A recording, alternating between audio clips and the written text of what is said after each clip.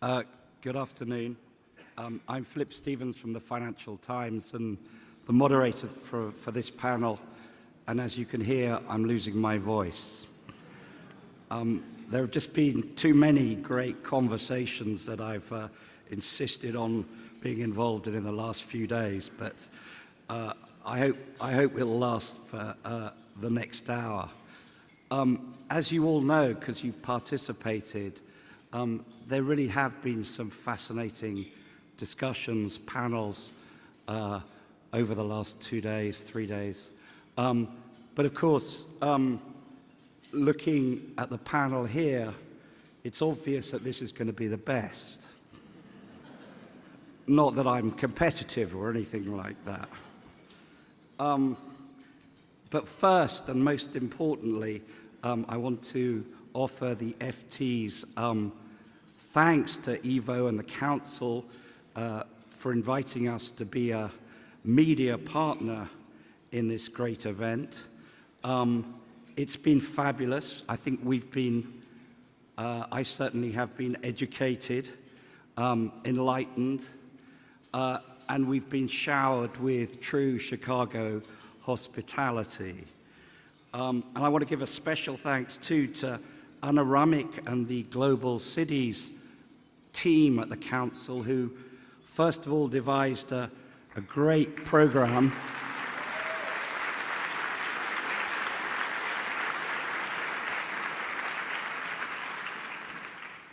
and then all of them, with their brilliant, truly brilliant organization, have made it immensely enjoyable and easy for all of the rest of us during these 3 days.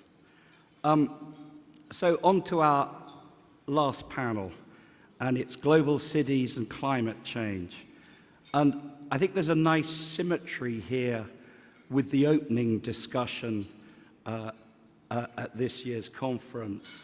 Then you'll remember we began by talking about the rising global population and the fact that most of these people, the extra 2 billion or so who are going to join the world in the next 20, 30 years, are going to be in cities. The world is going to be an urban place. But as far as climate change is concerned, what that means is that big cities, global cities, are going to be both the potential villain and the potential victim of climate change. The potential villain because cities will produce the greenhouse gases that create climate change. The potential victim is because many, particularly global cities, are the most vulnerable to global warming, from rising sea levels, weather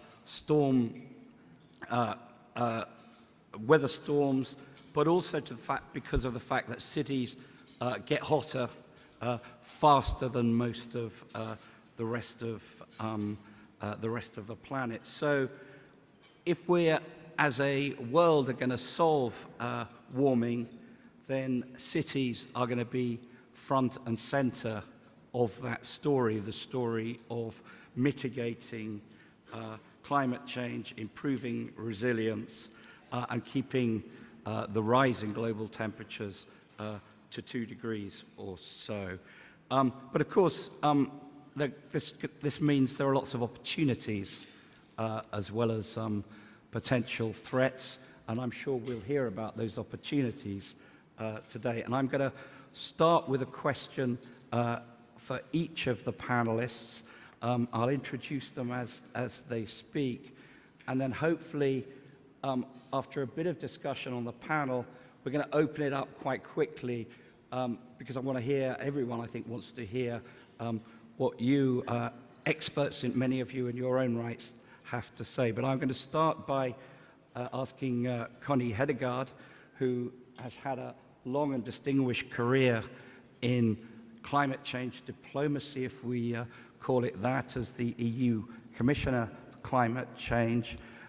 Really, just, Connie, to set out the scale of the problem and the extent to which cities, global cities, are at the heart of the problem, but also the solutions. So I'll start with you, Connie. Thanks a lot, Philip, for such a small, easy question.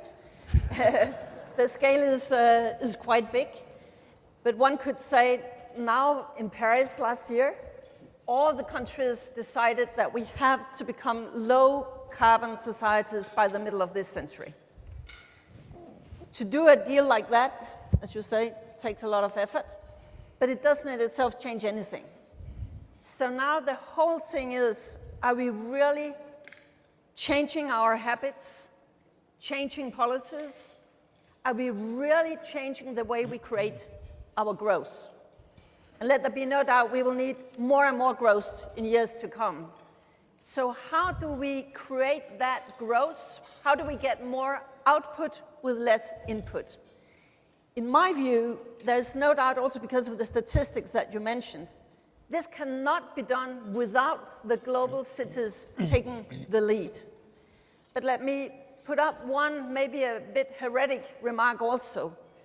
I also think it's a mistake to say, now we don't need governments, now we don't need the international framework, now the global cities can sort of just do it by themselves. I've seen too much after you, sir, out there, too many in a competitive global context with global markets, global financing, global competition. I've seen too many sort of, why should I do it if my neighboring city or neighboring country or competitor will not be doing it?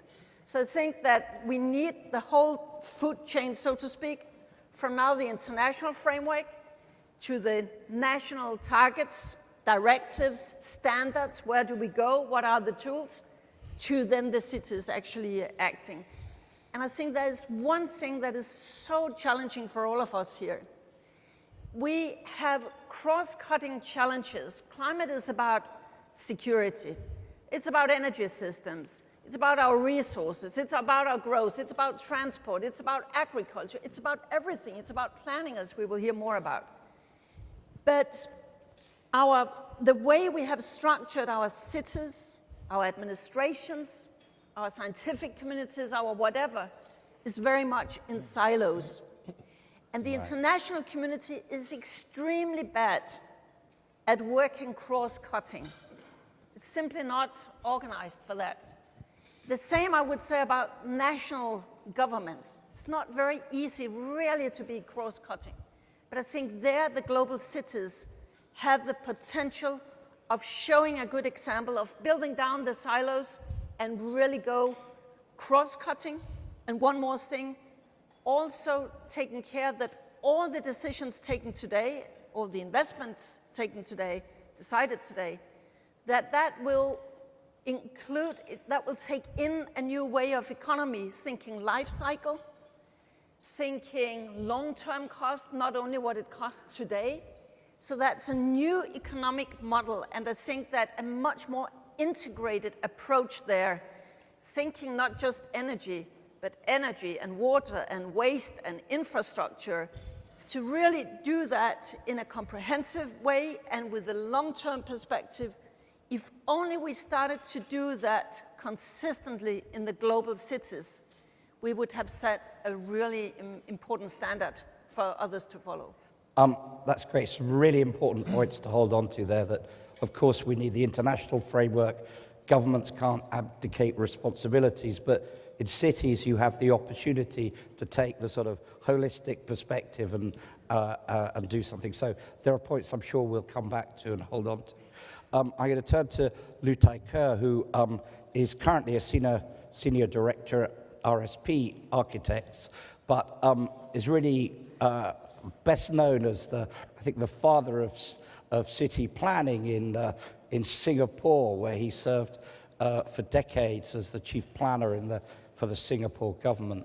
And a lot of our discussion over the last couple of days has been about existing cities, but of course a lot of these people, the extra people, are going to live in new cities.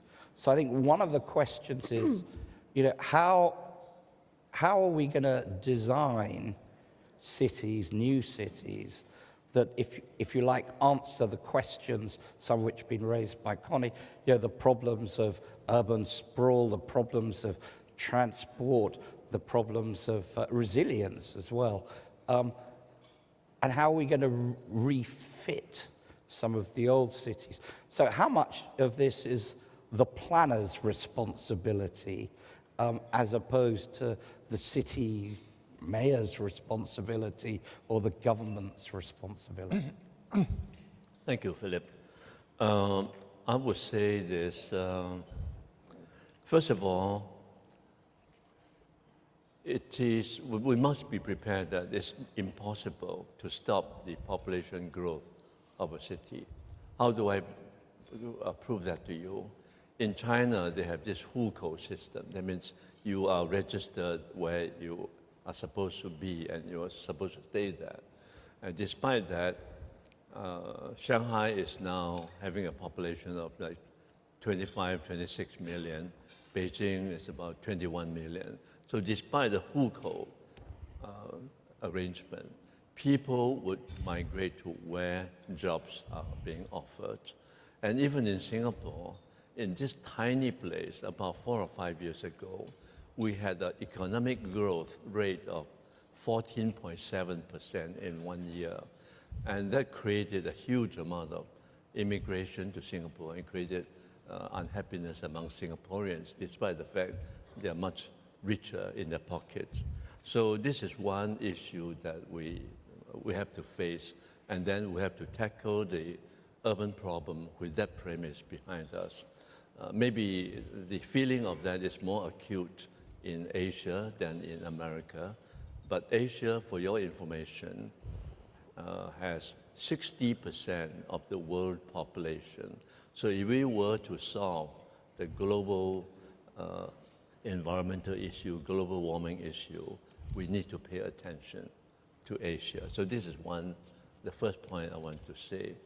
And I'm happy to say that the good news is that in China, which has only 20% of the world population, India another 20%,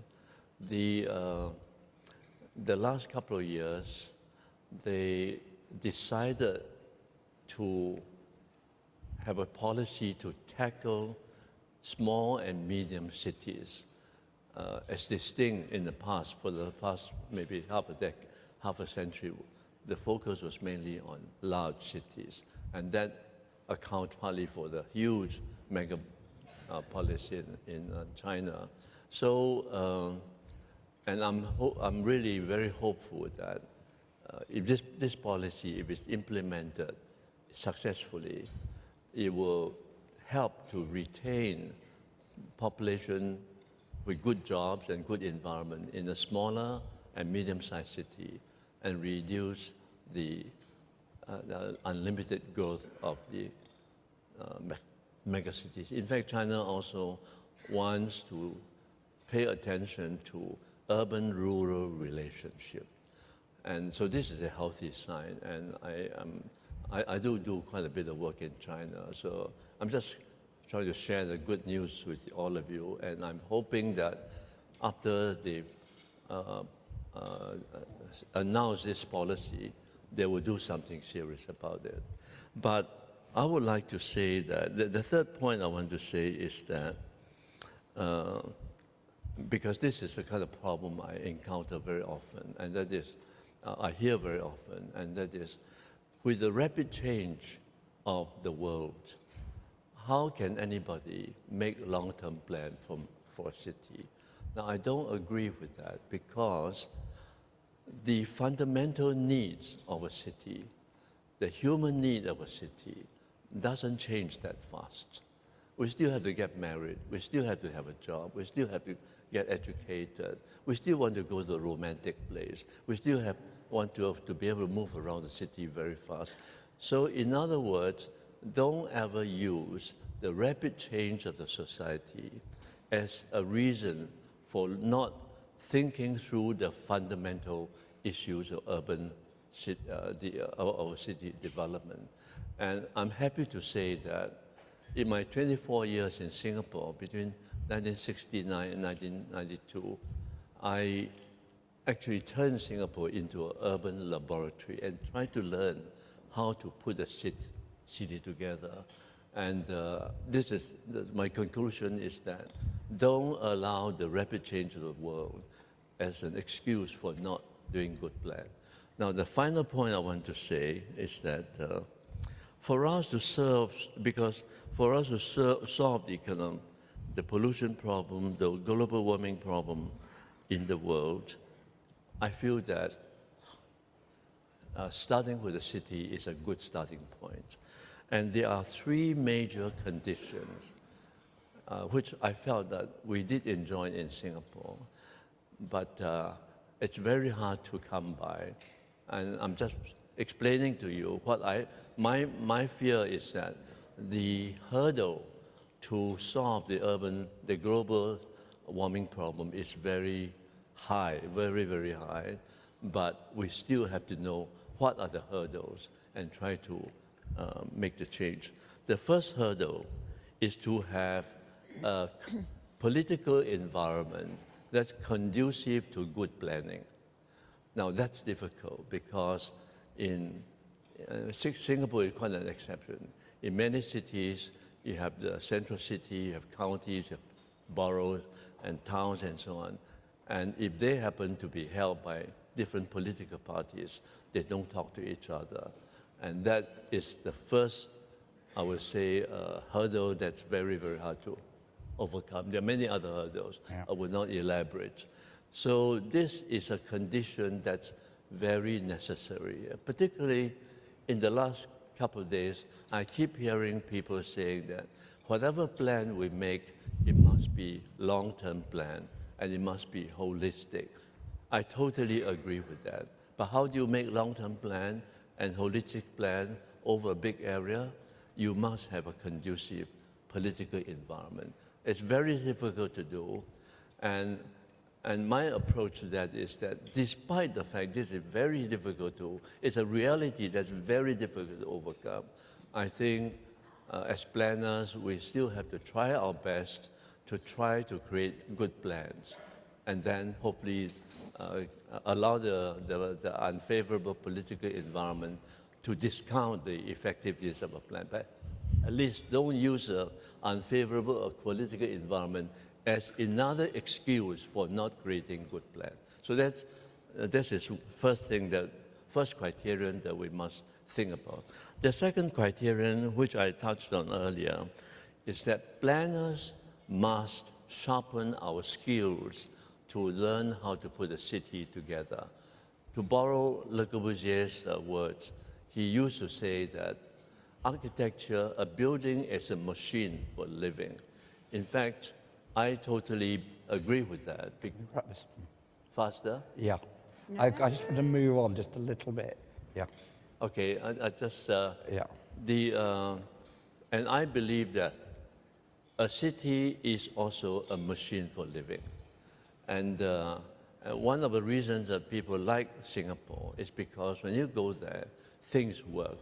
And one of the many, many things that we have done is that we have what we call a mixed development.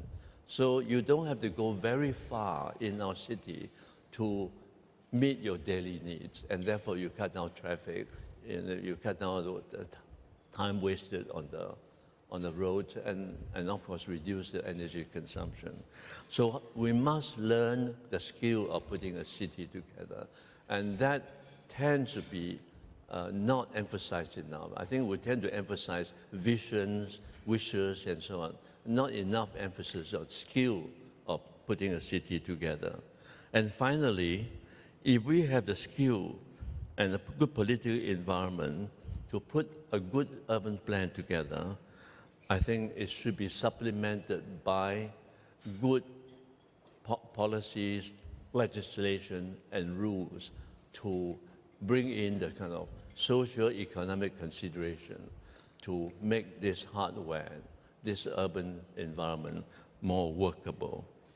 Okay, brilliant. Thank you so much. Again, some great points for us to explore in the conversation.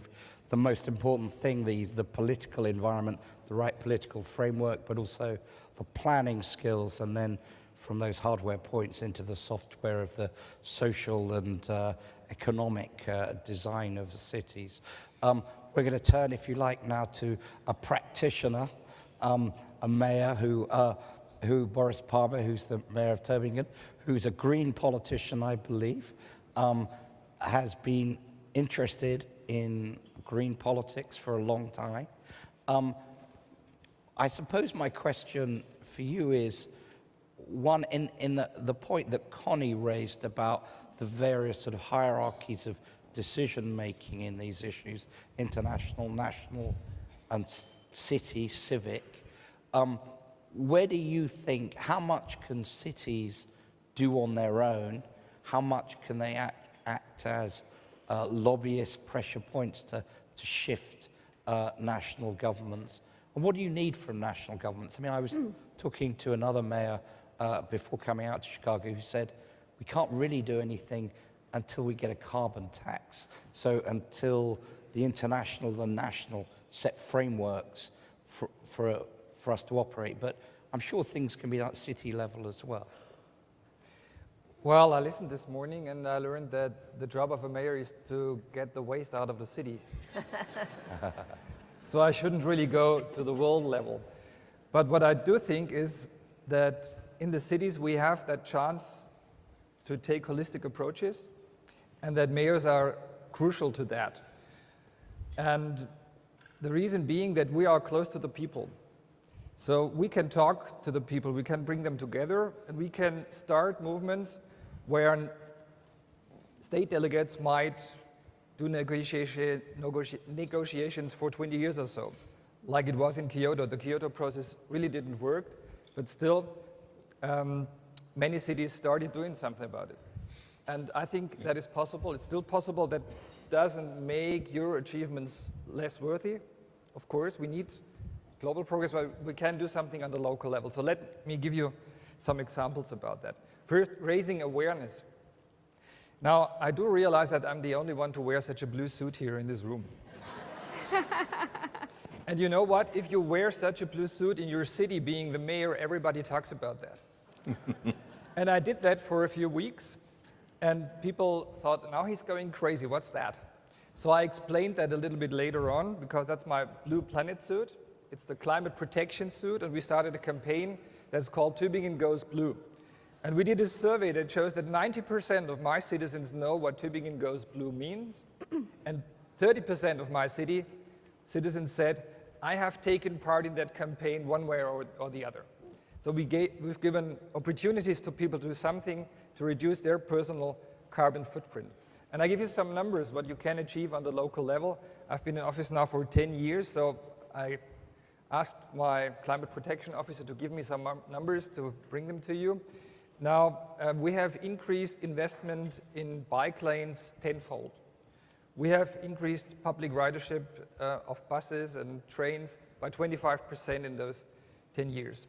We have increased the share of green electricity compared to the total electricity consumption in my city from 3% starting 10 years ago to 50% now, and we will be 100% within 10 years.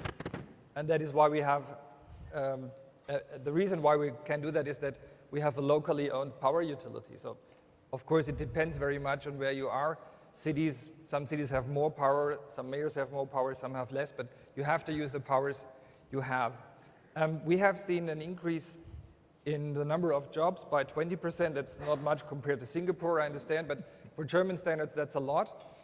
And on the same, having done that, we have reduced the carbon footprint by 22% per capita. We had job growth, we have zero debt in the city, we have doubled tax revenues for the city, and we have seen a reduction in carbon dioxide emissions. And that is only possible if you take that holistic approach, I believe, and you need strong leadership to do it. And what I do believe is that those who are waiting for others to do it are really harming themselves, because there are advantages if you go ahead. There are first mover advantages. And there's an interesting story I can tell you about that, because there are real numbers behind it. When that terrible accident in Japan happened, Fukushima, Many Germans thought, I have to get rid of my personal share of nuclear electricity.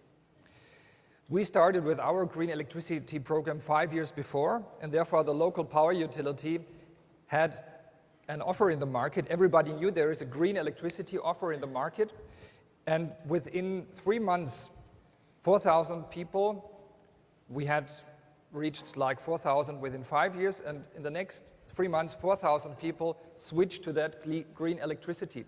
Had we not been in the market with that offer, they would have switched to other suppliers, not our local power utility. So that was a big advantage to be there, to have the right product at the right time, and people demanded it. So I do believe that there are these advantages, and that it's a bad excuse to wait for other cities to do something about global warming. We really do have to act locally and think globally. Great, thank you very much. Very clear message there.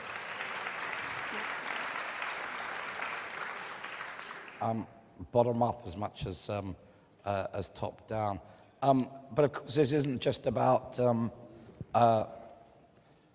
international negotiators, planners, mayors, vital though they all are. It's also about the private sector. If cities are going to get cleaned up, it's going to be, to a significant degree as well, about the dynamism of the private sector, the investment incentives offered in the private sector, the innovation. So I'm going to turn to Angela Foster-Rice, who's the Managing Director of Environmental Affairs and Sustainability at United Airlines. And, you know, we're talking most of the time here about global cities, and, you know, how do you define a global city? Well, they're connected cities. And how are these cities connected? They're mostly connected by airlines across continents. So how does, I mean, I suppose for a layperson like me is, you know, how do airlines become part of the solution as opposed to, as they've sometimes been seen in the past, as the sort of problem in terms of greenhouse gases? You know, how do they become part of the sort of innovation and change? And I know United Airlines has been looking at a leader in biofuels and something, but perhaps, Angela, you could give us an outline of how the private sector and airlines in particular, United in particular, fit into this. Sure, so happy to, Phil. So at first, I didn't get a stat about how much more blue suit wearing was in your city after your initiative. Nobody dares to wear such an ugly suit except for me. No, I like this suit. Well, first, appreciate being here, and I think being an opportunity to be a business voice on the panel. And I do think as airlines do connect the global cities, as you point out, and as part of that, you know, we're much more in tune with trends and views and the political dynamics throughout the world. We oftentimes hear these things are influenced very early on.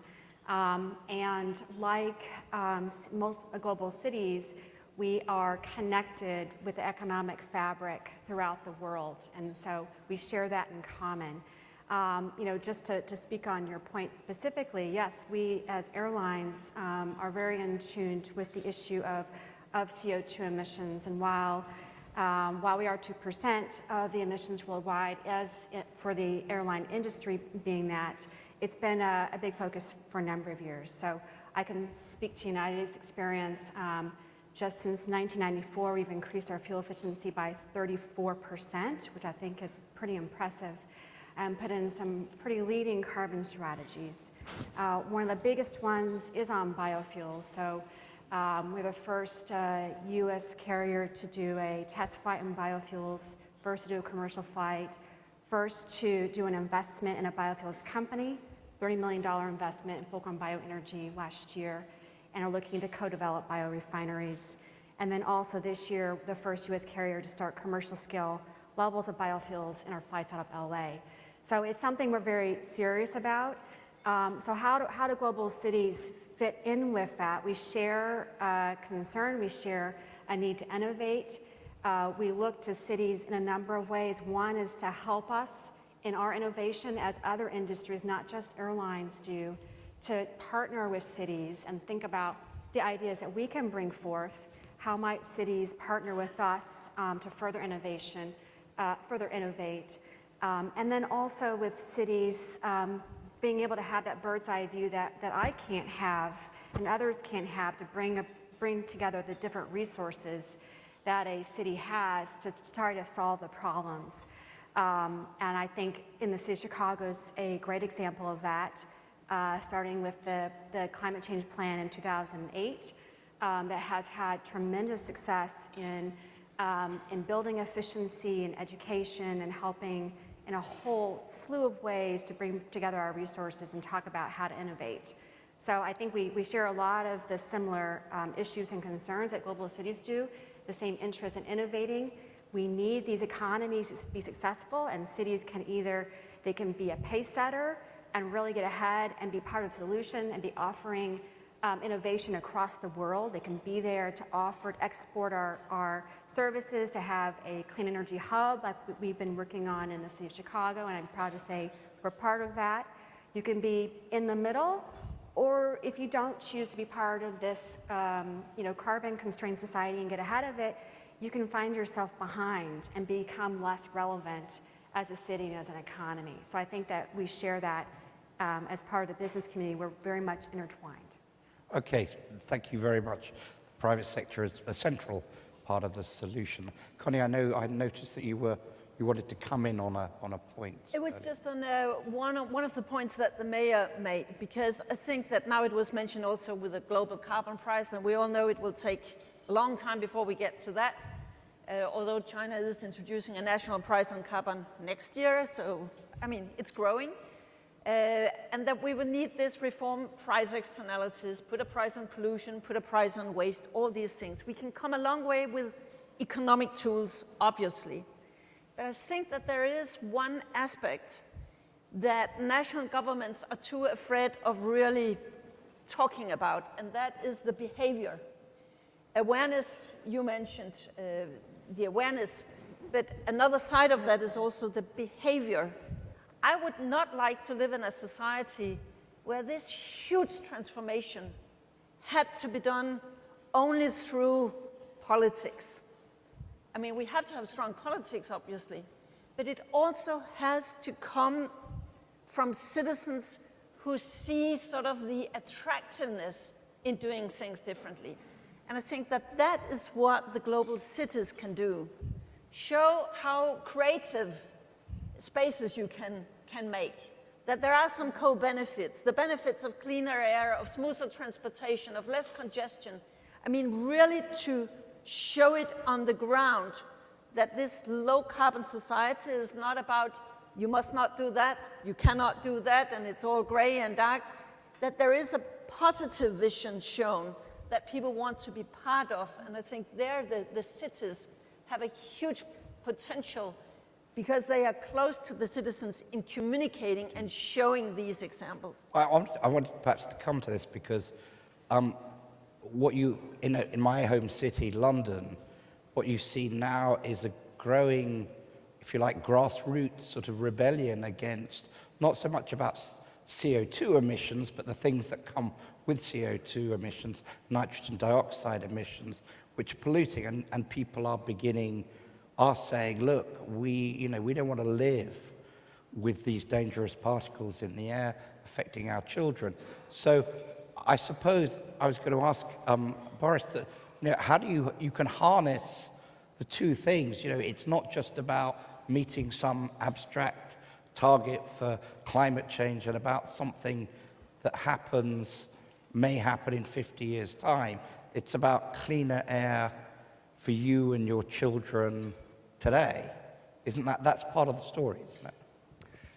Not really, I believe, because carbon dioxide is not harmful if it's in the air. It's only warming up the climate. So what you refer to are harmful stuff like NOx and all the things German car makers hide in their exhausts and later are being detected by You're not giving us the Volkswagen, do you? Right? No, therefore I don't think it's the same thing. Of course, clean air is something that is important, but that's a different story. Normally, you don't have your power plants in the center of your city, so the air is polluted somewhere else. I don't think that's the same thing. There can be a benefit as far as cars are concerned, because normally that exhaust Yeah. combines the two emissions.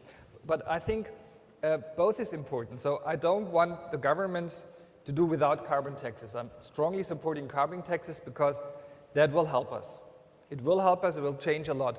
But on the other hand, I totally agree with you that it's much about behavior. I don't want to be rude to our host, but I just came across a story in my mail, and I want to tell you that story because that's so interesting. A carbon tax might increase the transportation cost by car from this point to O'Hare by $1 or $2. That would be a heavy carbon tax, maybe $3. Now what happened? I bought a ticket for the blue line, interestingly it's a blue line, to O'Hare, and that is $5. And then I had to turn down the very, very polite offer of the organizers of this conference to take me to O'Hare Airport with a car, with a driver, and they warned me that it would take an hour longer because there might be traffic congestion, and still I don't get refunded the $5 for the ticket, but they would pay for the driver and the car. And, yeah. So, no, you don't have to take care about the $5, it's a story. Now, my point is a carbon tax would not change it at all. As long as it's self-evident that a mayor needs a driver and a car to get around, and public transport is not available for him because that's below his standards, you won't get ahead. So what did I do? The first day in office, I said, get rid of that mayor's car and we find another job for the driver because I'm going to use my bicycle in the city. It's faster, it's quicker, it's a better way of life, I have my exercise, and since we have clean air, I won't be polluted. So you have to change the mindsets really to get forward with these issues. It's not only about taxing and money. Yeah, well, I'm going to disagree with you about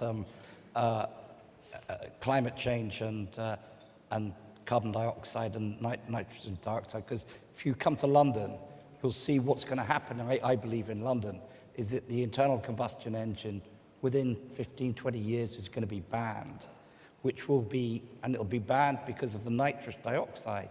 But that will be good for climate. That will Absolutely. be good. So they're self-reinforcing. I wouldn't say a side effect.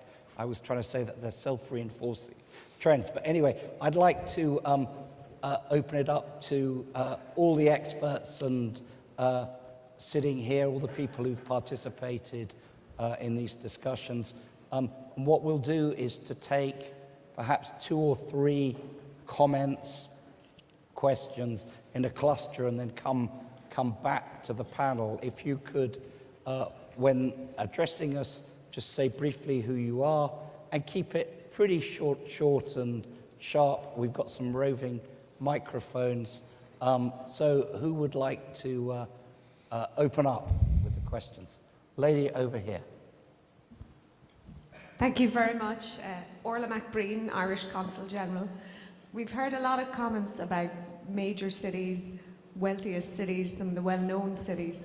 What about areas of the globe, especially in Africa, where you have very large cities, but for them to try and combat climate change and improve the quality of life, they have much less access to investment, to capital. What are the kind of things that they can do and the examples from the richer cities that they can take on? Thank you. Great question. I think there was another lady who also had, just there. Yes, Joyce Coffey with Climate Resilience Consulting. What is the role of cities in increasing adaptive capacity to the stresses and shocks of climate change? Per the moderator's most recent question, there's a lot of collateral benefits locally to adaptation. Okay. And a gentleman here.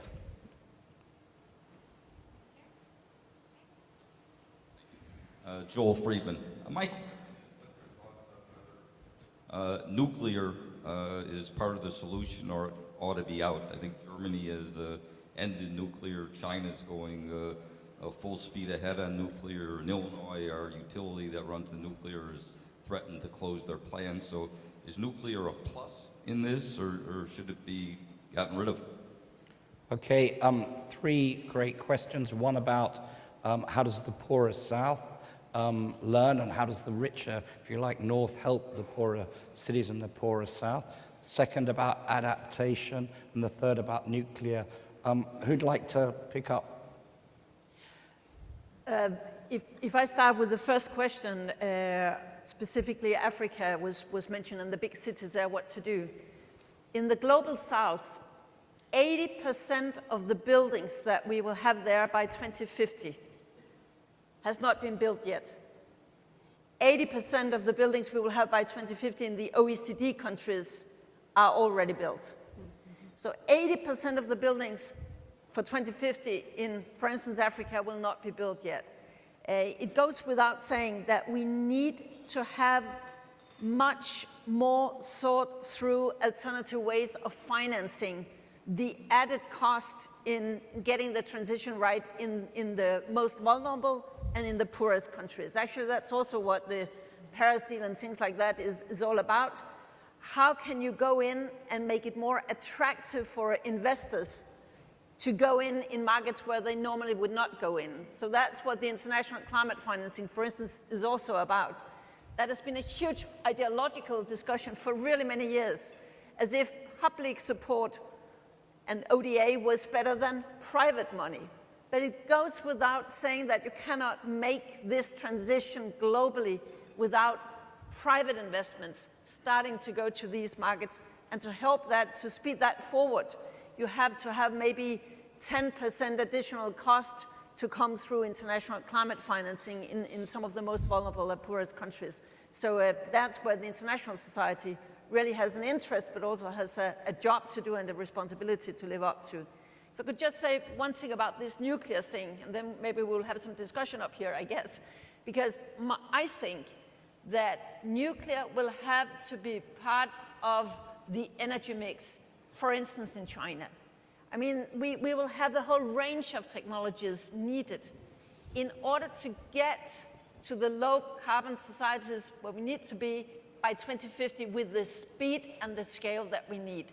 And I just think that we cannot afford to say, oh, there are certain technologies that we will not use.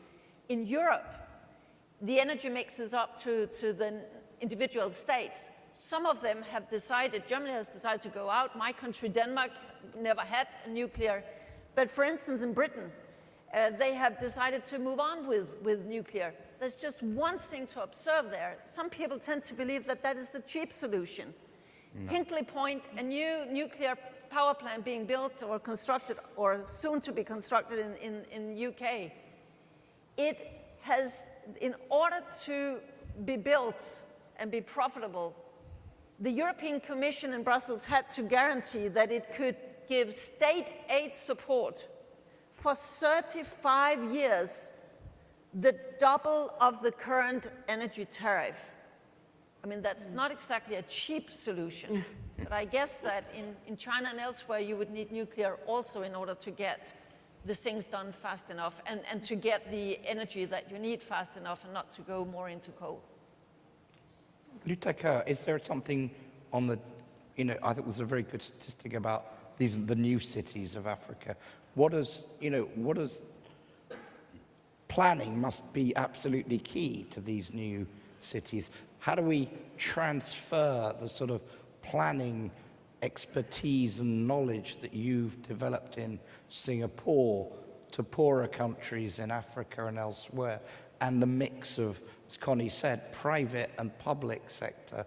You need international institutions to help, but you need private sector companies to move in. How do you get that, that blend of effort? Well, some of you may know that I'm also the chairman of the Center for Livable City in Singapore. And there are many people who want to come to Singapore to learn how we put the city well together. So we've been doing three things. One is to publish the books about the Singapore past experience. Two is to conduct training courses. This is really to answer your question, how do we transfer? Conduct training courses. And three is to hold international conference. Every 2 years we have a World City Summit, but every year we have the Mayor's Forum, because in our view, mayors are important. Admittedly, That is good. they are important, absolutely important. I mean every word what I say. So, but admittedly, whatever effort we're doing is very small in scale because the urban problem around the world, particularly in the developing continents, is huge. And the part I mentioned earlier is that the skill of learning how to put a city together, I personally feel that it's not well developed. In fact, it would be good if we can promote more universities to focus on developing the skill of putting the city together. I think that may be more effective than just conducting casual courses. And there was a question from the lady over here about about adaptation in cities as well. I don't know if Boris, if you... I wanted to go on the nuclear question, Okay. but not so much on the adaptation, sorry. The important point is it's not a cheap solution. And there's another number that is important, in my opinion. Being a green, I'm opposed to nuclear energy because of the threat it imposes on our societies. And to tell people that it's safe after Chernobyl and Fukushima, I think is pretty daring. But anyway, that's your decision. What I do believe that it is no solution to our climate problem because guess what? The total contribution of all the 430 nuclear power plants in the world to the total energy demand in the world is less than 1%. So even if you doubled that number, given the fact that energy demands will rise, you won't get more than 1%. So it's a 1% issue, whereas solar, for example, whereas wind can be a 100% solution. Why would we talk about that 1% solution that's so threatening, so dangerous, and so expensive if we have a much cheaper solution at hand? And that refers to the African question as well, since I'm a practitioner. We have a sister city in Africa. We have chosen that deliberately because we thought we should do something about global warming in a partnership with Africa. And we're trying to convince them to set solar panels on their roofs. We haven't been successful so far. And the funny thing is, they have electrical shortages, they have problems with pollution, prices are higher than solar would be, and they still don't get it done. So I haven't really found an answer to that, but that would be something, if we talk about Africa, they do have the sun, and solar is available, and it would be such a cheap solution to their problems, and still almost nothing happens. There's almost no PV installation happening in Africa. And we in Germany, with like a third of the potential, solar potential of Africa, we have invested a lot in that technology, so it's available now. In my city, we are starting now to make it mandatory to have solar. So if you build a new building, you have to have a solar panel on your roof, and I think it's totally feasible because it's cheaper than when you buy it from the local utility. So these are the things we're working on. Okay. Angela. Yeah, just a couple things. So on helping with developing countries and kind of the role of global cities, and I do think a few things. One is, we in Chicago in particular are talking about the clean energy hub that's going on, kind of innovating in other cities as well. I mean, while global cities, unfortunately feel the pain more in terms of industry development and the pollution, we also hold the keys to a lot of great innovators and ideas. And if we can help to continue to develop those ideas and also bring those costs down and have that opportunity to export those ideas and technology to those countries to help bring that forth. And I think that's an obligation also of the global city in that we do have those resources to help with that innovation. And I also think another opportunity is in regard to under the Paris Agreement, it's expected that the Clean Development Mechanism will become the Sustainable Development Mechanism, which is anticipated to help in developing countries in their development to create instruments carbon offset instruments that other folks can purchase that will help to bring funds. It's not the only solution, but I think it is one piece. And the third thing I'll say is, it is important for us to be connecting these cities to help to bring ideas, people, humanitarian relief, medical supplies, you name it. And I think that's a role that airlines can play and as economies can play in connecting the cities and people and ideas. Okay. One remark on adaptation? Yep. Just one thing on this, which of course is a huge topic, but I think there are two points to make. One is, take what New York is doing now, where they are actually reconstructing the whole southern part of Manhattan with the Danish architect Bjarke Ingels, so that they get at the same time as you sort of adapt to climate change and more floodings and make your city more resilient, you also create some new social spaces, so some attractive spaces. I think that there are ways now that cities are addressing adaptation that sort of broadens sort of the scope of the city. But if you're in, for instance, Dhaka in Bangladesh, adaptation and not mitigation is your very, very big concern. Right. And there I think there is something that we should be better at. When we have good examples of what works, whether it be in handling floodings or droughts or whatever, we should, as a planet, manage better to share best practices.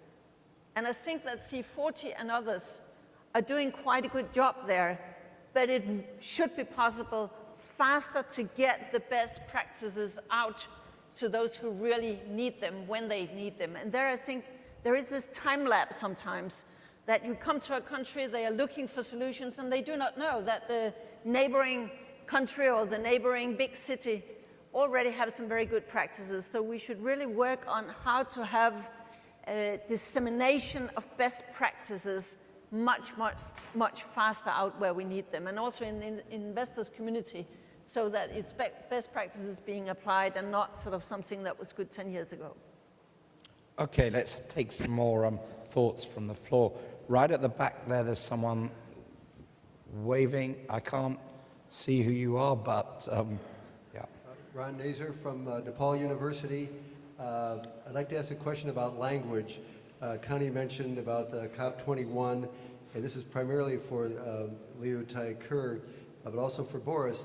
The SDGs have given us language to talk about and frame the problem, hopefully leading to behavior changes. I know over in China, the translation is they've written into their constitution they want to drive toward an ecological civilization, and that's now been written into their constitution. I don't know if these ideas or frameworks help us to talk about at the local level to bring about the behavioral changes we'd like. Thank you. Okay. And yes, lady here. Excuse me. I'm Marilyn Diamond. I'm a member of the board of the council, and I represent Morocco as the Honorary Consul General in Illinois. And they will be hosting COP22 in Marrakesh in November, and I just wanted to point out that Morocco is home to the world's largest solar energy plant, and it's called Noor 1, and Noor 2 is about to open. So I just wanted to correct that statement. Okay, that's great. Now, I'm picking up a question here from, which is, and now I'm going to get this wrong, is it SLO Fig Chicago? Asks, how can cities help address issues caused by food production and agriculture, the fact that it's a long way from the people who actually consume the food? So I'll take one more as well from over there, and then we'll go back to the panel.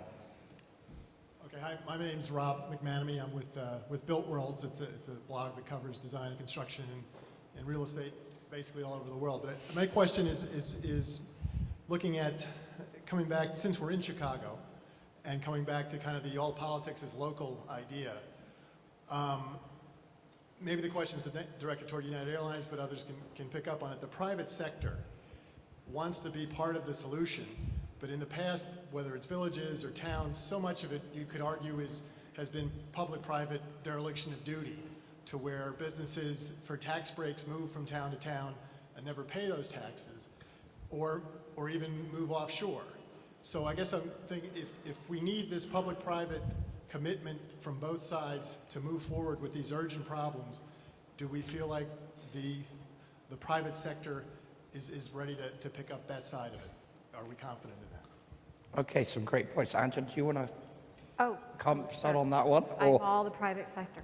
No, I think it's a great point. I mean, in our cities ready, is our nations ready? Are we ready, right? I mean, it is a really hard question. I think it all depends on how much pain and how soon, and are there solutions? Are we part of the solution? Are we defining it? Are we working together to find solutions? Are we jumping into cold water and sinking? So I think it requires us together to work to find those solutions, and I think you'll find different companies in different positions, different cities, different nations. So unfortunately, I don't think it's a monolithic answer. I do encourage, I think global cities have an opportunity to bring together the stakeholders and have those very hard conversations about are we ready and what do we do about it and how do we plan for the future. And I think, just speaking for United, I think we have been a very good partner on these issues and will continue to do so, and they are hard conversations. But no, I can't speak for all private industry, but I do think it requires all of us to think hard about that question. We've got some questions about language and about food production. Who wants to jump in on either of those? Yeah, Connie.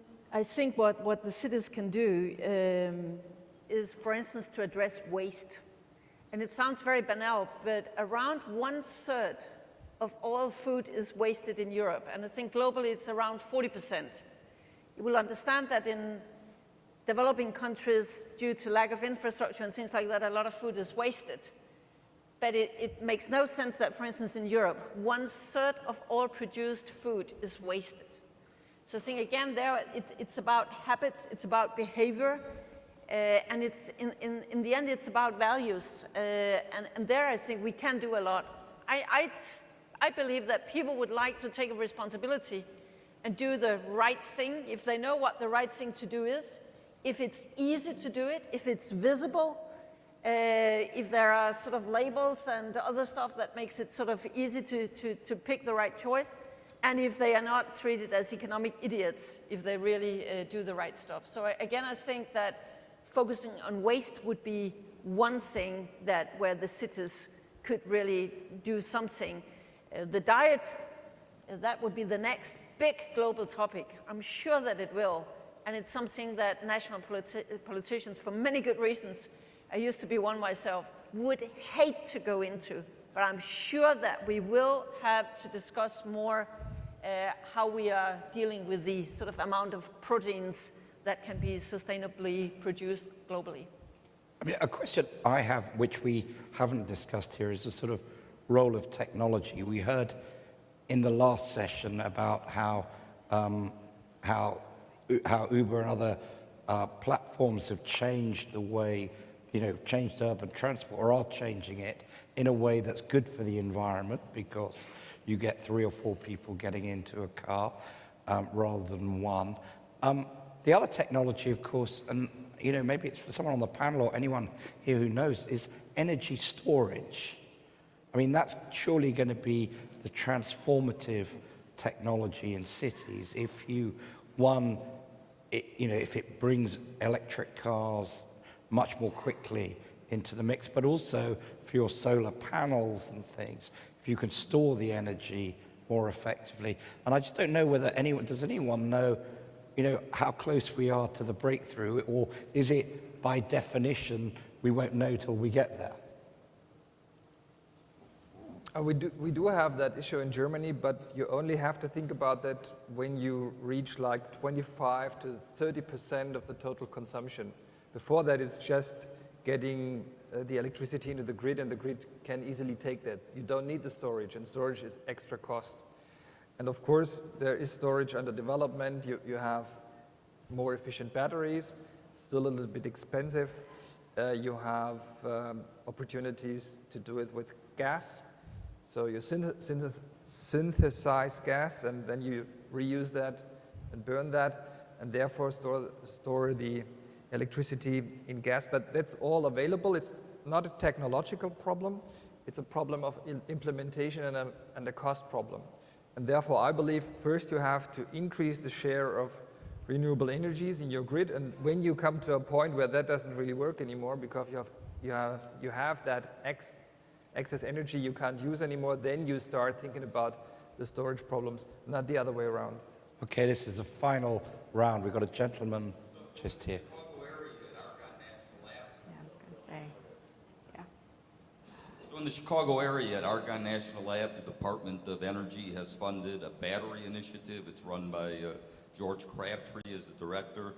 Their theme is 555. I think they're in their third year. It's 5 times more powerful, 1/5 the cost. And it's the battery they're trying to build, which is something other than lithium ion, is for autos and for storage. So, we have one of the top research projects in the world going on in the Chicago area. I don't know if there's anybody from Argonne here who could add a little more to that.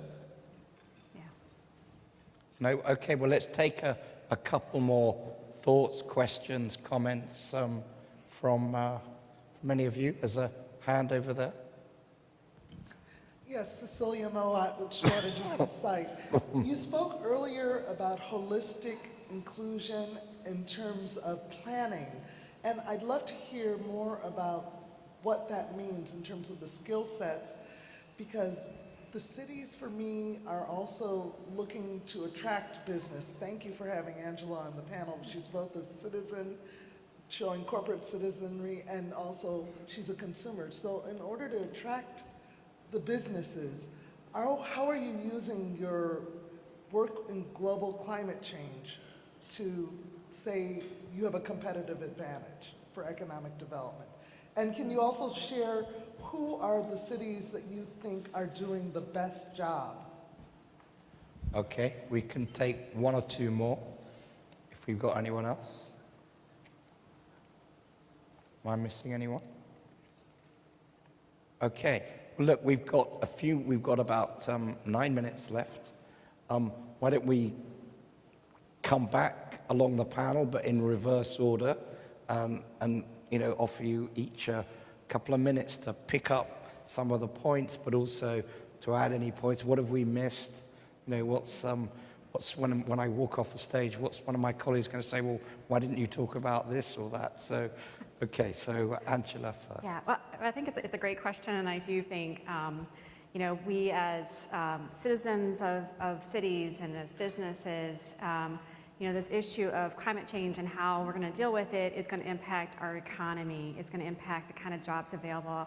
And I also think that there's been some studies done on clean energy and the fact that it does bring jobs at all layers of skill set. So whether you're building something, you are installing new clean energy innovations at houses. You have a whole, I think it does a lot to bring jobs that we're missing in our economy that don't require the highest levels of education. So I think it's bringing that forth to our communities as kind of an additional benefit.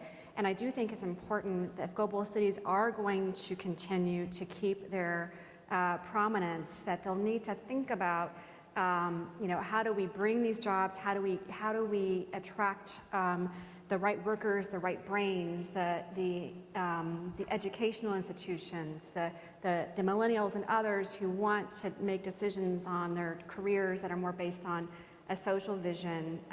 So all that comes into, even regardless of individuals' views on climate change, if you're not part of that global trend and economic trend, then you will be behind. You will no longer be a permanent global city. So. Boris. As to the question, which cities are doing well, I think Copenhagen is a model as far as cycling is concerned. They have achieved 50% of the total traffic, 50% of the trips by cycling. So that's a good example. Freiburg in Germany is normally known to be the greenest city in our country, so that might be another example. But I haven't been to so many cities to tell you what that really means internationally. So what comes into my mind, having been in Paris as well, I thought it's such a huge progress that we have that China-US agreement and that both countries will sign in a treaty, because that was the big problem with the Kyoto Protocol, that it actually didn't work because the US didn't sign, Congress didn't sign, and China didn't want to be part of it. And therefore, being here, I want to encourage you to vote for politicians who will support these international treaties. Because 16 years down the track, there was a very important decision, and Al Gore has been very popular in Germany for his book, An Inconvenient Truth. And the inconvenient truth is that global warming is coming, adaptation is not enough, and that we have to fight it. And if we try to fight global warming without the US, we won't be successful. So please help us fighting. You take it.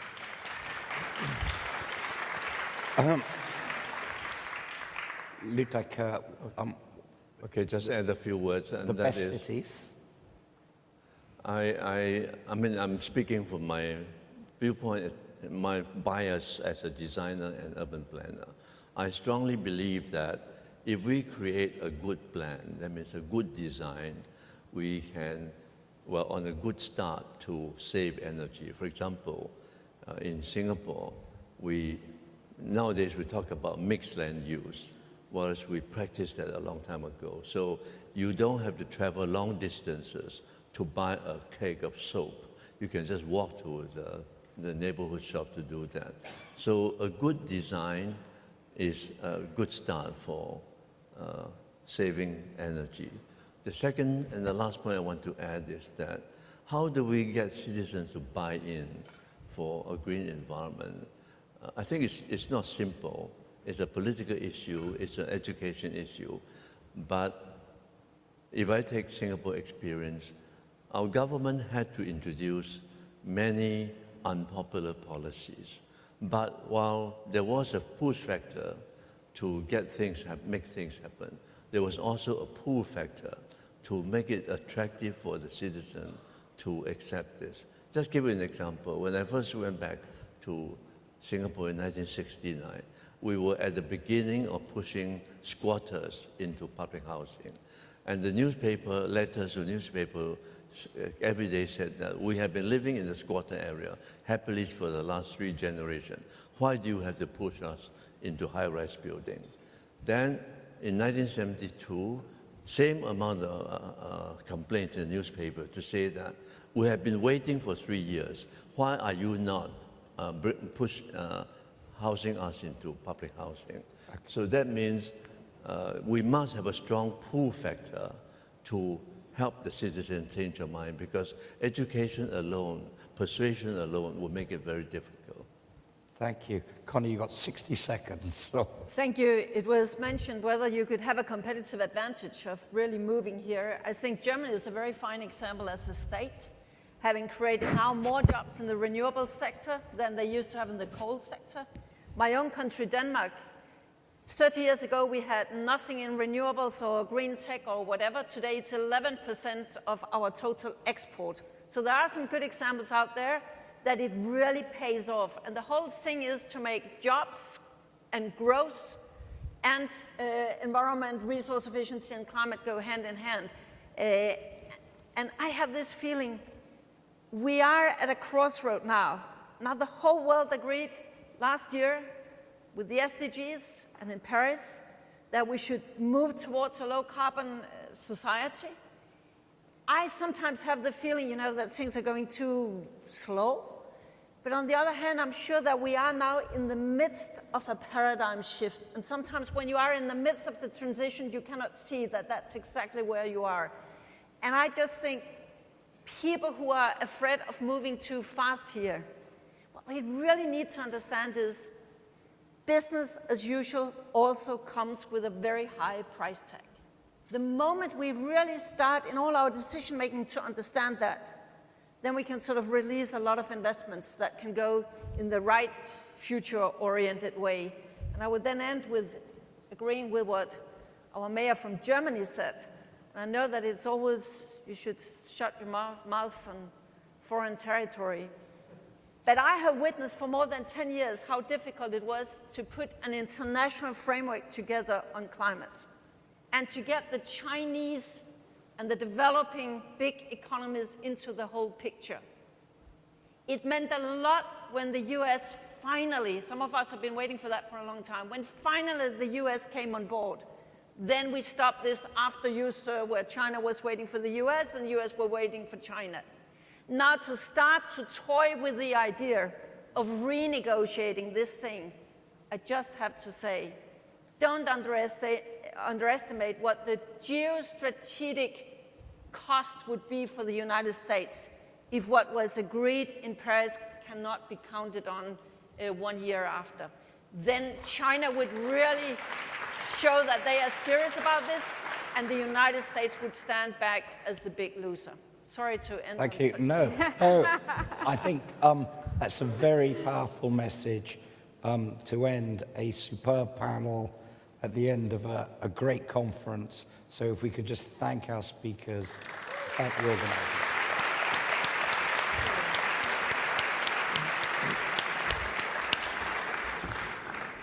Philip, thank you so much, and thanks to the panel for really an excellent way to close this out. I want to have two special thanks. First, to our partner, the Financial Times, and in particular, the moderators who have made all of these panels as interesting, as lively as possible. We couldn't do it without you, Philip, and your colleagues, and thanks so much to be part of it.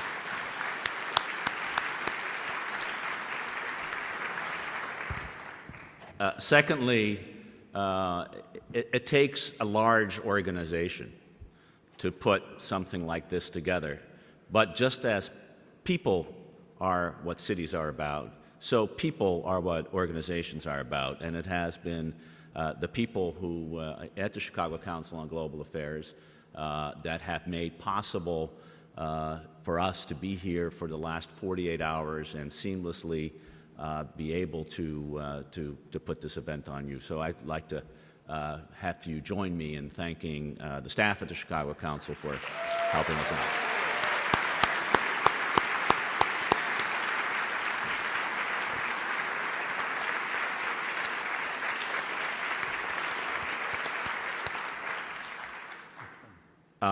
And with that, I'm going to close it out with a reminder to put in your calendars June 7 to June 9, 2017 for the 2017 Chicago Forum on Global Cities.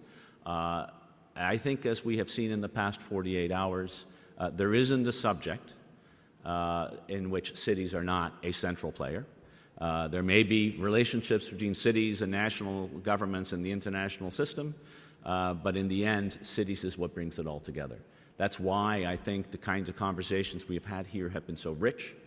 They bring together the varied different perspectives that are necessary in order to understand what is happening in the world, and it requires the participation of leaders from the civic community, from the business community, from the cultural community, from the education community, the four sort of pillars of urban life, to have a lively discussion about these issues. I want to thank all of the speakers for being part of this conversation. I want to thank all of the delegates for being part of the conversation. I want to thank all of you who are virtually joined us over the last 48 hours from all around the world to be part of this conversation. We will continue to have that conversation online, and with that, I hope to see you back here a year from now. Thank you all.